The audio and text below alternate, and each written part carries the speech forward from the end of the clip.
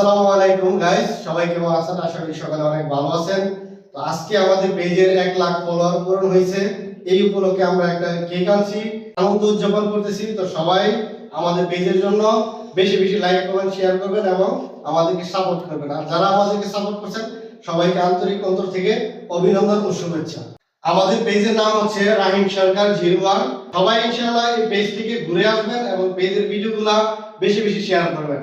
আর আমাদেরকে যারা এখনো সাপোর্ট করেন নাই অবশ্যই সাপোর্ট করবেন এবং লাইক কমেন্ট শেয়ার করে পাশে থাকবেন।